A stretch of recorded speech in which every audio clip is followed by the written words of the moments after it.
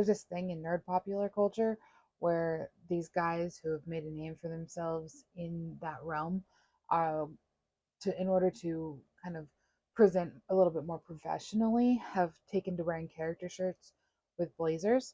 And I thought it was a kind of fun idea, and I've always wanted to try it. And I figured, hey, why not now?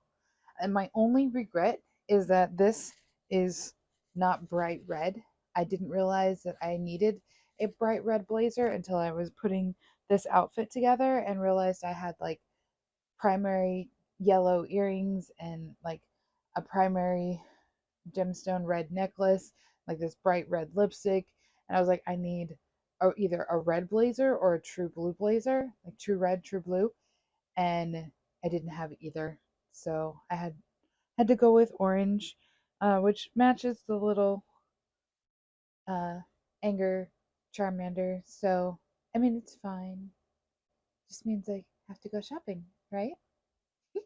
Anyway, you didn't come here to listen to me talk about my clothes. Uh, so the reason why I kind of gravitated to this shirt was because of this trend that's been happening for too long in Hollywood with the whole sequel thing, and particularly Disney. Disney is sequeling their franchises to death. Okay, like we are.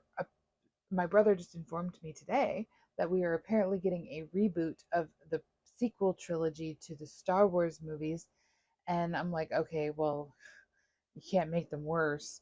But I mean, if you get to the point where you have to reboot a Star Wars thing, like there was a Studio C sketch. I don't know if you guys have ever heard of Studio C. It was really funny, where it's Disney in like the year 3000, at the storyboard table talking about, Star Wars episode 523.2 or something, and then just like the future of Star Wars and where it's going to go. And it was really funny and apparently prophetic, because I feel like that's the direction that it is now going into. But it's just, I don't have a problem with sequels in general. I don't. There are some franchises that are set up in such a way that telling more of the story is a good thing. It helps flesh things out. And I mean, Star Wars, the original, would have been fine as a standalone, but it's so much better as a trilogy. Whether it's better as a saga, I will leave to the floor for debate, but it definitely was better as a trilogy. But now they're taking things that don't need sequels because, I don't know, they're running out of ideas, I guess, or they're going back to things that they know were successful at the time, and so they can milk it for money because Disney doesn't have enough money. Well, although, well, I mean, they have lost some revenue over the last couple of years because of some of the decisions that they've made, but so okay, so really what triggered this video was this shirt, because my brother bought it for me years ago. I did not buy this shirt with the intent to do this video, but I was getting dressed today and I saw this shirt and I was like, I need to do a video. So apparently there is a sequel coming out for um, Inside Out. Why is there a sequel coming out for Inside Out? Like, there's such a fantastically self-contained movie. Why do we need a sequel? I just, I, it will hopefully be good. Most of the stuff that Pixar does is good, and a lot of their, like, surprisingly, a lot of their sequels are, I don't want to say better than the originals, but definitely add a great deal. I will say for sure that that Toy Story 2, that as good as Toy Story was, Toy Story 2 just like took it to the next level. Anyway, but Inside Out 2, they had they already had the Riley's First Date short, which I feel was a really good follow up to the movie in and of itself. It gave us a little bit of an insight into her parents, their past. It was cute, but it, like, we don't need another movie. I would much rather have Pixar get together and think about different things that they could do with other movies moving forward to do with those issues, what they did with Inside Out, what they did with Soul, what they did with becoming red. I can't being red. I can't remember the actual name of that movie. Because there's something that Pixar does really fantastically well, and that is take a simple concept and make it complicated.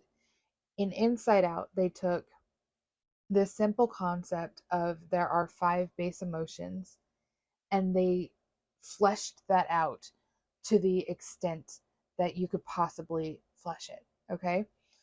It was it was amazing. Fantastic movie. Were there flaws? Yes, there's flaws in everything.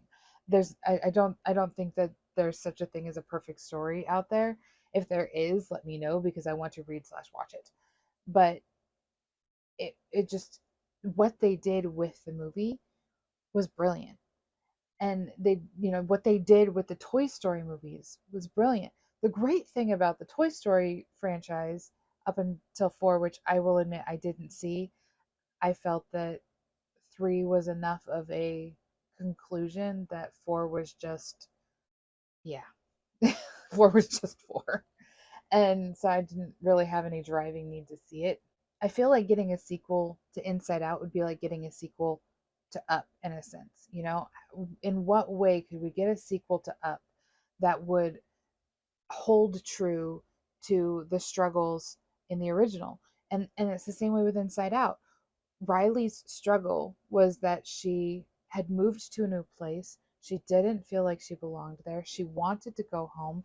She was going through these changes emotionally, physically, psychologically. She's having to deal with this pressure of being the the joyful girl, right? She's the happy one.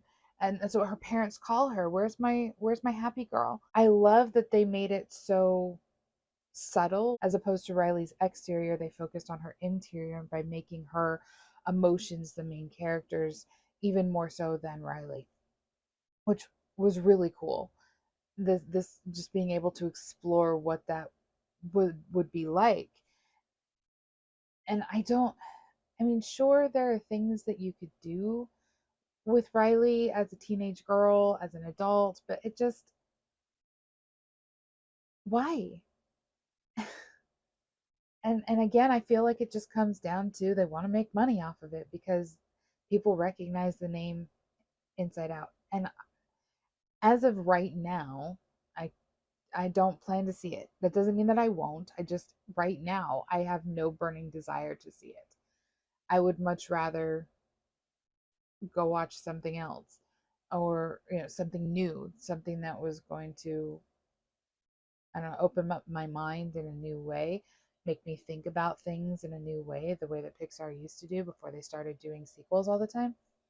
I shouldn't say all the time. I'm just ranting. But hey, that's what I do, right? Anyway, it frustrates me that we can't have good standalone stories. We have to take things that are done and just do them again to death. I just, I, and once you get into that pattern, as we've seen with Disney, I mean, all throughout the early 2000s, it was just like sequel after sequel after sequel after sequel. It, and most of them were really terrible. There were a few of them that I enjoyed, probably mostly nostalgically, but I mean, overall, it's just really bad. They're bad stories. They're bad. They're just bad. And I feel like Pixar is very much in danger of falling into that. If they It's one of the reasons why people were so leery when they found out that Toy Story was getting a sequel.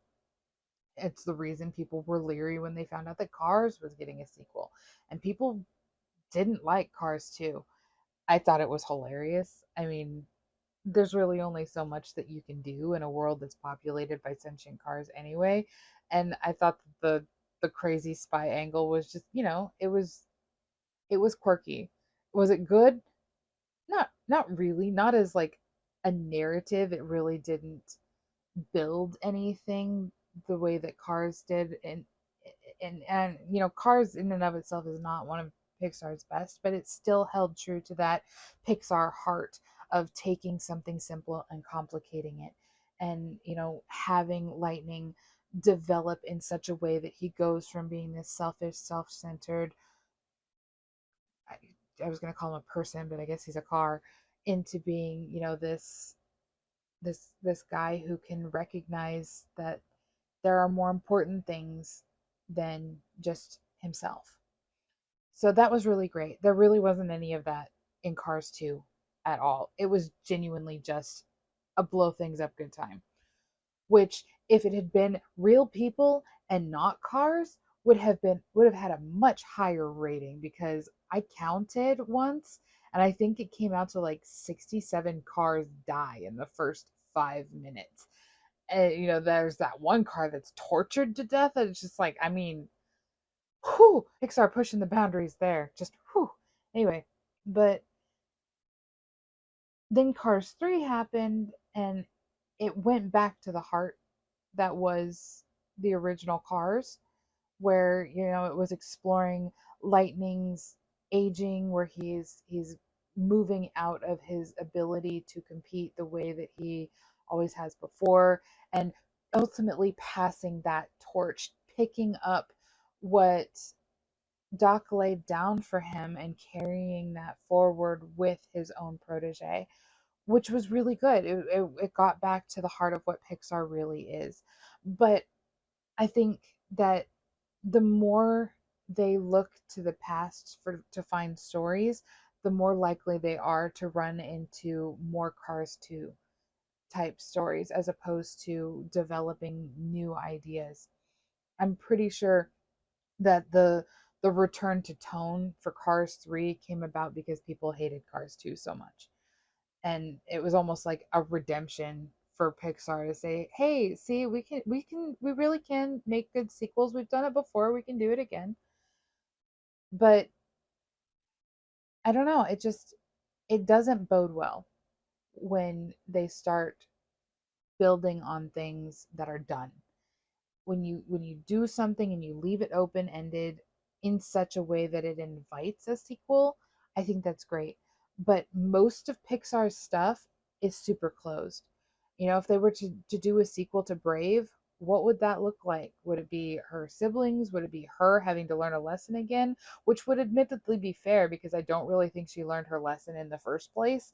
It was basically Merida getting upset because she didn't get her way, and then she gets her way in the end anyway. So what was the point of the whole turning her mother into a bear? I don't know. The first half of Brave is amazing. The second half is kind of all over the place, which, from what I understand, they went through several different directors, so that makes sense. When a property changes hands that much, you're going to lose things in translation. But I digress. So I guess what this really comes down to is, just as an author, as somebody who studies stories, as a narrative communications scholar, there's so much media in the world right now that is empty and soulless and really doesn't do anything but make money. And Pixar had always been different. It had always had that core of being bigger than what was presented, of having that simple concept, complicating it, and making it real and relatable. And in so doing, delivering life lessons to people who needed those things. They're saying things that people need to hear at various points in their life. It speaks to everybody from children to adults. And that's what good storytelling does, is it crosses boundaries and puts people in a position that they can understand other people, that they can understand different frames of mind. And by going back constantly and just revisiting things that have already been done, and I keep saying this over and over again, but it's not what Pixar laid itself out to be in general from the start. And it's just been disappointing to see them kind of devolve as a storytelling entity into a money making machine.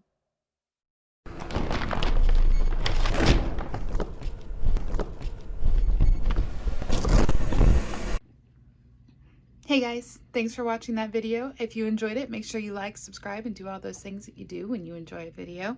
If you'd like to learn more about us at Moms for America or the Millennial Rant, you can visit our website at millennialrant.com or see us on our Instagram page at millennial_rant. I look forward to seeing you next week, and I hope that you have a wonderful day.